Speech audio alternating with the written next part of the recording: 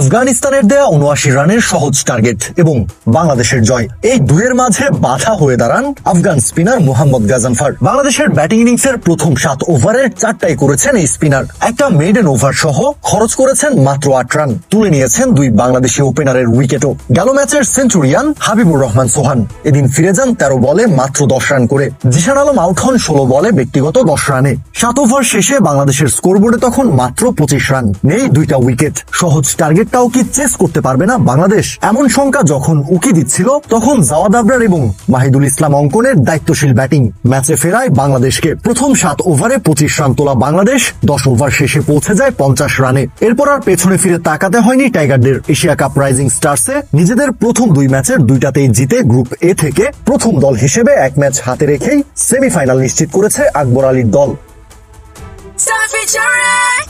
Next level, well done, side by side, free. Pacer Ripon মন্ডলের আগুনে bowling Afghan ব্যাটারদের যেন দুধের শিশু বানিয়ে ছেড়েছেন রিপন। আফগানিস্তান দলীয় ১৬ রান তুলতেই রিপন একা হাতে প্যাভিলিয়নে ফিরিয়েছেন দলটার টপ অর্ডারের ৩ ব্যাটারকে। এখানটায় সঠিক জায়গায় সঠিক ফিল্ডিং সেট করে রিপনের জন্য কাজটা সহজ করে দিয়েছেন tiger captain Akbar Ali. Asia cup rising স্টার্সে আফগানিস্তানের বিপক্ষে হাই ভোল্টেজ ম্যাচ, টসে জিতে ফিল্ডিং এর সিদ্ধান্ত টাইগার ক্যাপ্টেনের। আকবরের নেওয়া সিদ্ধান্ত যে সঠিক, বল হাতে একের পর এক আগুনের গোলা ছুড়ে সেটাই প্রমাণ করেছেন রিপন মন্ডল। নিজের প্রথম ২ ওভার শেষে মাত্র ৭ রান খরচায় রিপনের নামের পাশে ততক্ষণে তিনটা উইকেট। বল হাতে উঠতে থাকা রিপনকে টানা তৃতীয়বারের মতো বোলিং এনেছেন আকবর।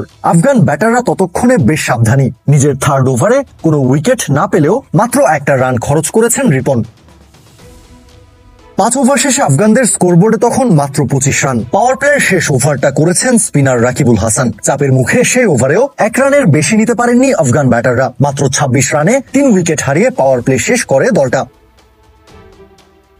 শুরুতেই চাপে পড়া আফগানদের আরো ভরকে দেন captain Akbar Ali. Captaincy master স্ট্রোকে ফিল্ডিং সেট কিংবা বোলিং চেঞ্জ, আকবর রূপ নেন আফগানদের মূর্তিমান আতঙ্কে। পাওয়ার প্লের পরের ৩ ওভারে মাত্র ৯ রান, অর্থাৎ ইনিংসের নবম ওভার পর্যন্ত আফগানিস্তানের স্কোরবোর্ডে মাত্র ৩৫ রান।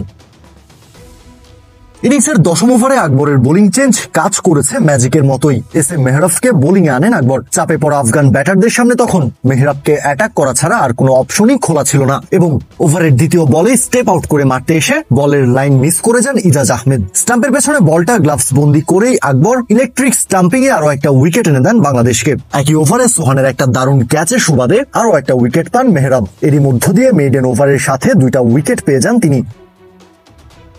২৮ বলে ২৭ রান করা দারউইশ রাসুলিকে ফিরিয়ে আফগানদের ব্যাটিং লাইন আপের কোমর ভেঙে দেন পেসার আব্দুল গাফফার সাকলাইন। এর আগে ফারমানুল্লাহ এবং পরে একই ওভারে মোহাম্মদ গাজনফার এবং আব্দুল্লাহ ওমরজায়ের উইকেট তুলে নেন রাকিবুল। ৪ ওভারে মাত্র ৭ রান দিয়ে ৩ উইকেট তুলে নিয়ে স্পেল শেষ করেন রাকিবুল। ৪ ওভারে ১০ রান দিয়ে ৩ উইকেট পেয়েছেন রিপন মন্ডল। আর এতেই দিশেহারা আফগানরা অল আউট হয়েছে মাত্র ৭৮ রানে।